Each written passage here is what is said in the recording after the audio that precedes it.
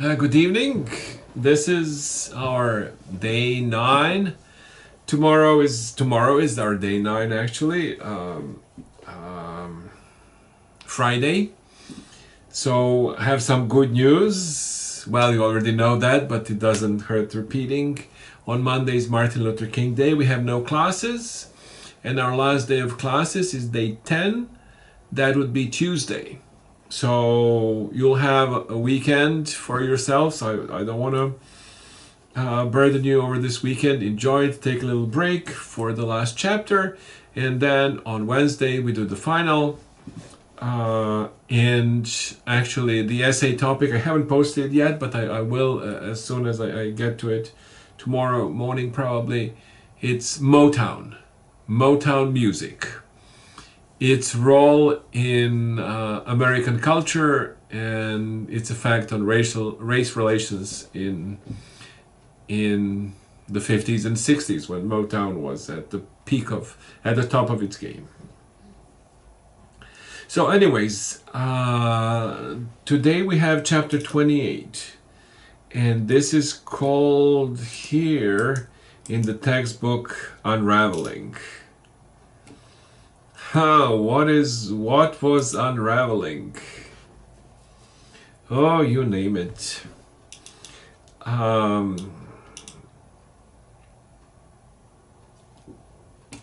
We already started talking about it in the last chapter, and these events of 1969 and onwards, 1970s, were dramatic.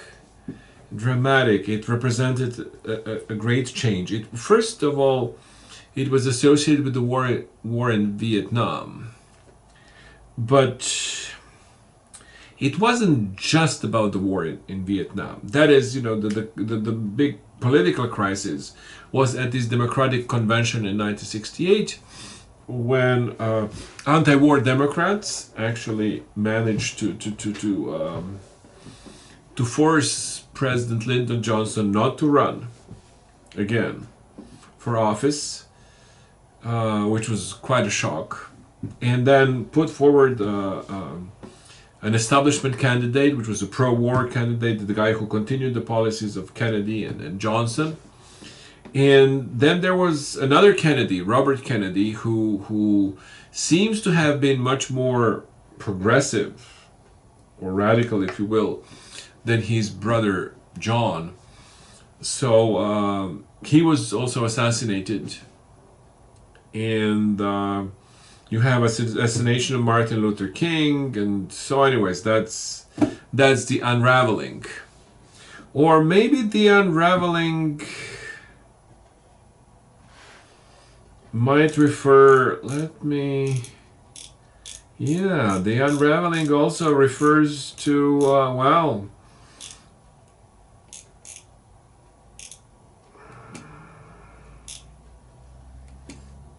let me check here. Yes, I ask you these questions in the quiz. So anyways, the unraveling also refers to the election of Richard Nixon by what Richard Nixon called the silent majority. Those that's the term that Richard Nixon used. There were all these vocal student radicals who wanted to change the world and equality and so on and so forth. And you'll see when we get to the IDs with more details what were the 60s and 70s like. And his Watergate scandal. That was a big deal, right? President Nixon was just re-elected with a landslide. In 1972, it was a wipeout of the Democratic Party in general. And then there was this burglary in Watergate Hotel, which eventually brought down the president. He had to resign, and he to make it even worse, actually, we didn't talk about it, but before that, his vice president Spiro Agnew also resigned over some corruption charges that, stem from Maryland, where he was from. But anyways, be that as it may, so this was unprecedented. Never had American president resigned before that day, so we were not sure exactly what to do. What they did was that Vice President Gerald Ford took over. He issued a very controversial pardon of Richard Nixon, and Richard Nixon was not then persecuted for what he did. There was no impeachment trial, actually, at all. This is a relatively recent phenomenon that we kind of impeach our presidents whenever we want to. It started with Bill Clinton and it now continued. But at that time, people took the impeachment much more seriously, so there was not even a vote in the House over impeachment. They were just counting the votes, and they realized that the president's probably going to lose. So they didn't even come to the Senate to counting the votes. But the committee, actually, that investigated the matter voted to recommend the impeachment of Richard Nixon. Richard M. Nixon. Richard Milhouse Nixon. Anyways.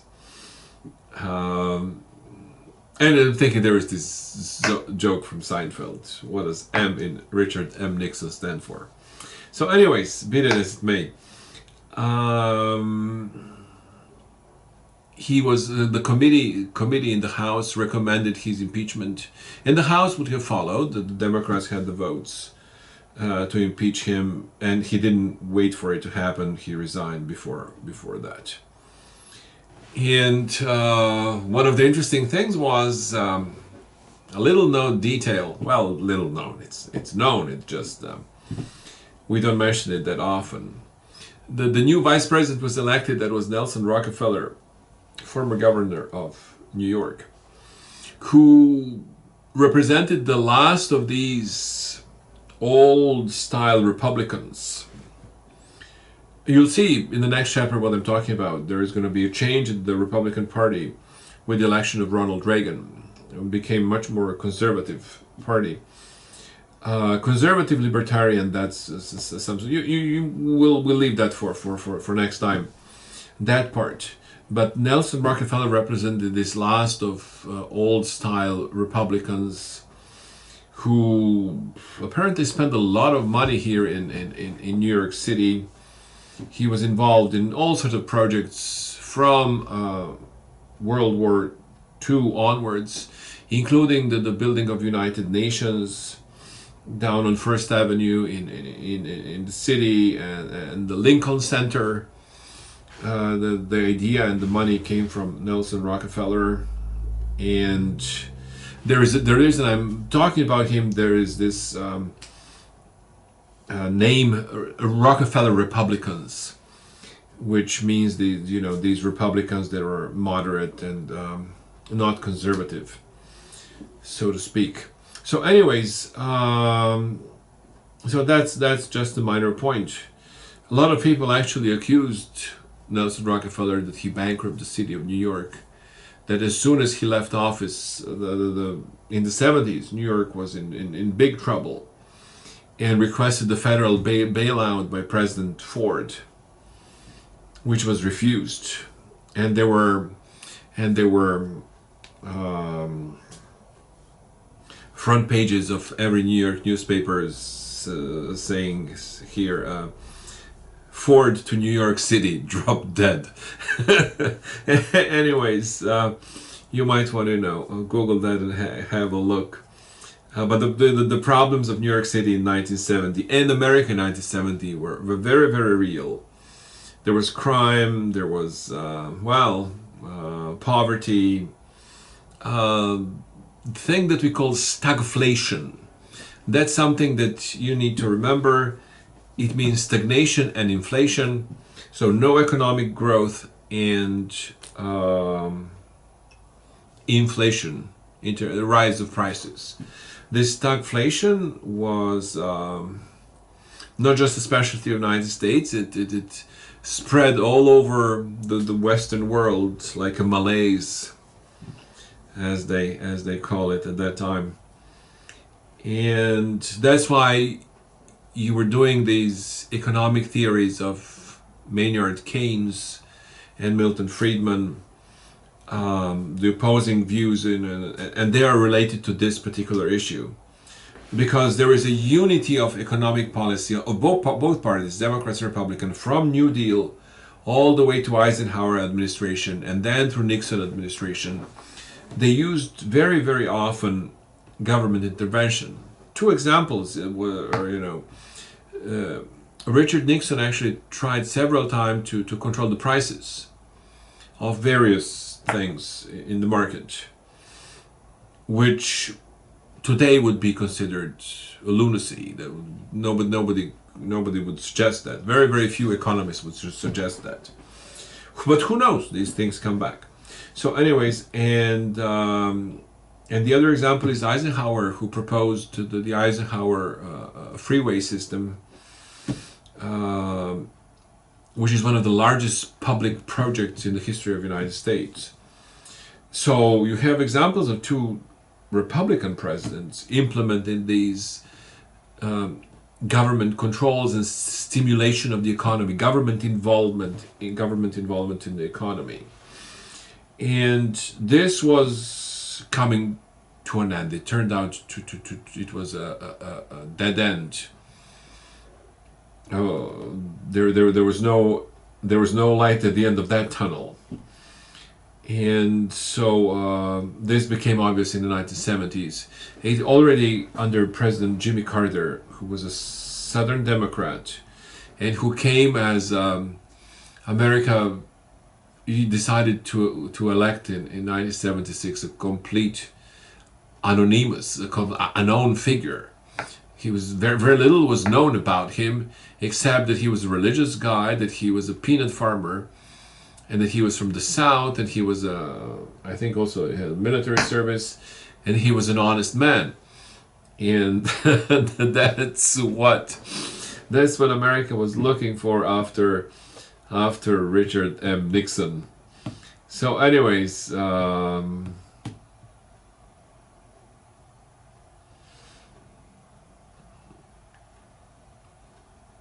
but right, I'll just stop there.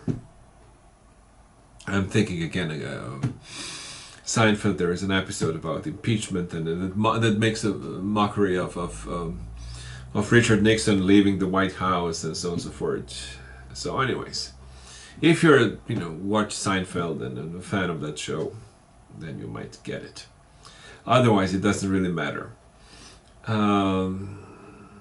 Famously, Richard Nixon said on national television, "I'm not a crook." So, anyways. So this is the unraveling that they're talking about.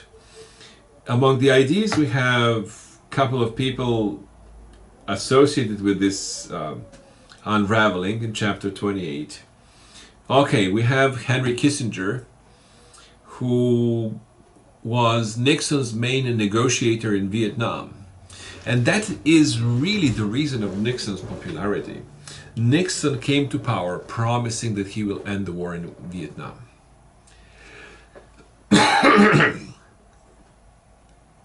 And he was working on it hard.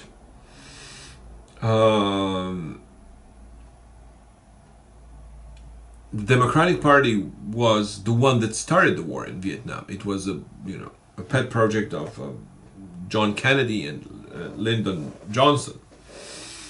So there was a pro-war Democratic faction, and then there was an anti-war Democratic Party, which basically took over and destroyed these all kinds of Democrats, all style Democrats.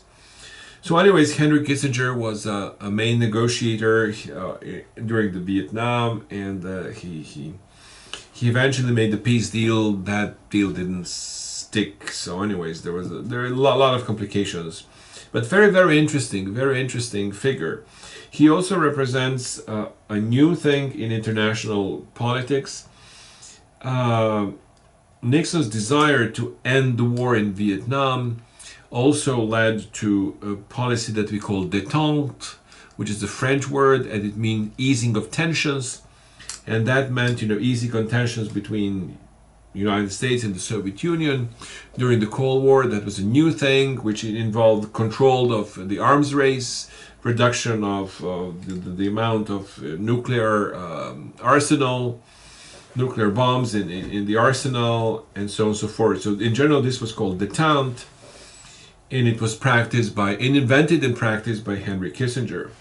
Another aspect of this was normalization of relations with China, which happened when Nixon went to China and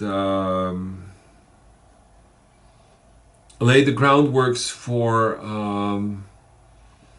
good relations between United States and China that existed from that time till recently.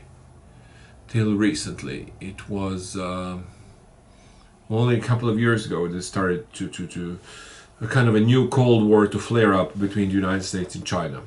We'll see how that goes. These things, are kind of you never know where they're going to go.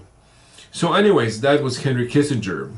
Abby Hoffman was one of the characters of the Chicago Democratic Convention of 1968. Member of Chicago 7 and the leading proponent of the flower power movement. So, the song, right? San Francisco with the flower in your hair and so on and so forth. That's flower power, counterculture. So anyways, have a look at who Abby Hoffman was and why was he important, who are these Chicago 7, and so on and so forth. Right. He is here as, on Wikipedia, as part of libertarian socialism. All right, that's an interesting one.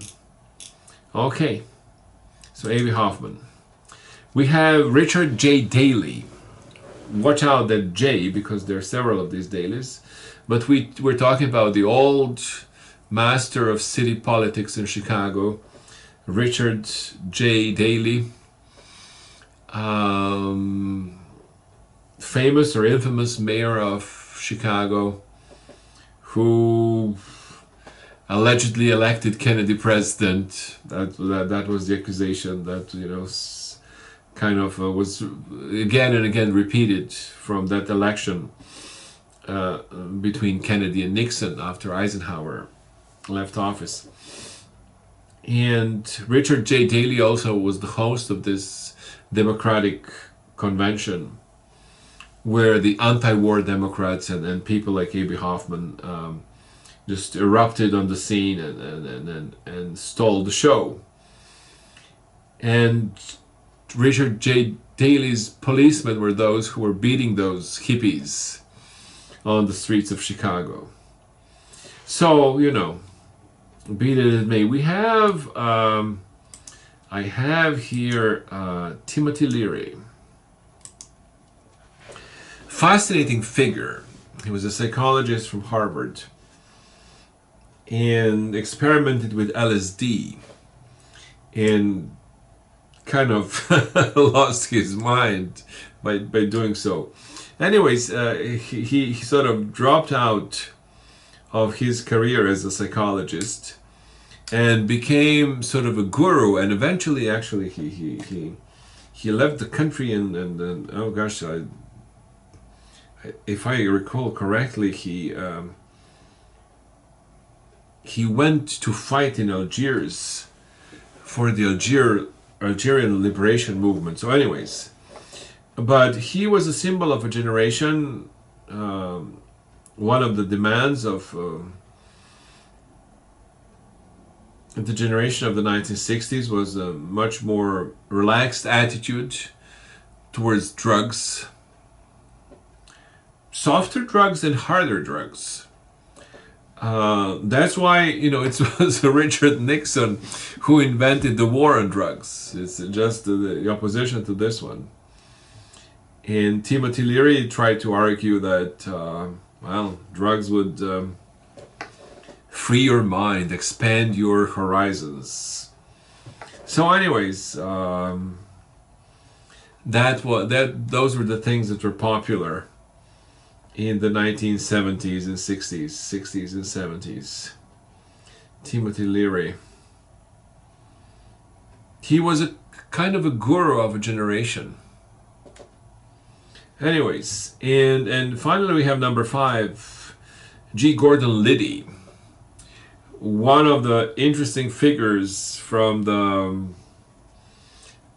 Special Operations Unit in Nixon's White House, who organized and put together this spying operation that was going on in the Watergate Hotel, which eventually brought down the president. And the first reaction that they were planning was, this was just a couple of Cuban crazies who went into the hotel and tried to install this bugging devices. So, anyways, so that's about it. These IDs. Let me have another look at the quiz. We have, yes, rock and roll. We have another, one of the founding figures, Chuck Berry. We had Little Richard before, now we have Chuck Berry. Anyways, Lyndon Johnson not running for election. We talked about it. The opposition of Vietnam War. The Students for Democratic Society. What that was. Where was it founded? Do a little research. Try to figure that one out. Vietnam War was right. The horror of Vietnam War was obvious to all to see because of the television. It was the first televised war, and maybe that's one of the reasons that it caused such a shock and such resistance. And you see these, how many tons of bombs were dropped on Vietnam, on North Vietnam, in compared to all the bombs that were dropped through the Korean War or the Second World War. So that was American strategy, to use this advantage of dominance in the air and basically bomb the Vietnamese into oblivion, which caused enormous amount of casualties. And it actually had exactly the opposite effect. It solidified the Vietnamese in their support of the Communist Party, which is exactly opposite of the intent. So anyways, right, we have the running of Robert Kennedy. We have anti-war candidate of the Democratic Party, the city bosses, Richard J. Daley, detente, another explanation of what it is. We have a little bit about anti-baby pill and Roe versus Wade, a seminal decision of the Supreme Court, which affected the sexual revolution that was going on in the 1960s and 70s. So anyways, Nixon going to China, Nixon Doctrine, which modified the Cold War. It goes in together with that détente, easing of tensions, and basically said, it's not America's duty to defend every country in the world that is in danger of going communist. So anyways, the oil embargo and the Yom Kippur War, that was another aspect of the unraveling. In the 70s, it became really obvious how dependent we are on oil, and that was painfully obvious when there was a oil embargo and people couldn't drive their cars. So anyways, the Watergate stuff, another question about Watergate. Rust Belt.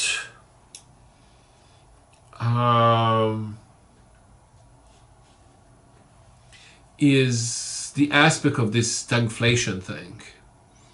These industries in the north that, won these countries' wars, from Civil War to World War II, when Korea and, well, the Vietnam War was not won, but it was, also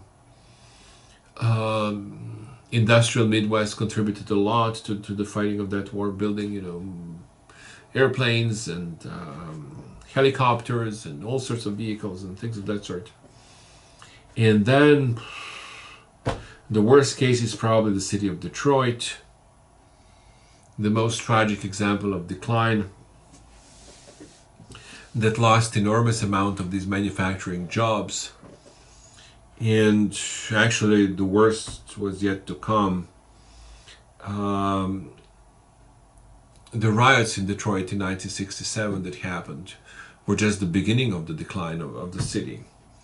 The real decline of the city happened actually in the 80s and the 90s, when the manufacturing jobs left for China. But that's coming up in next chapter. So once again we have Richard Nixon and his President Gerald Ford. Another interesting question: how did the Vietnam War ended? Have a look. And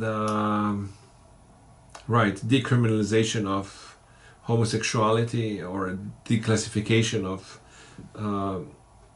homosexuality as a mental illness. The so-called misery index, which is the index of unemployment and inflation rate put together. Both of these things kind of bring misery. Inflation brings higher prices, and unemployment brings no money. So that's why it's called the misery index. And finally, the Iran hostage crisis. One of the things that was unraveling in the 1970s was Western influence over the world.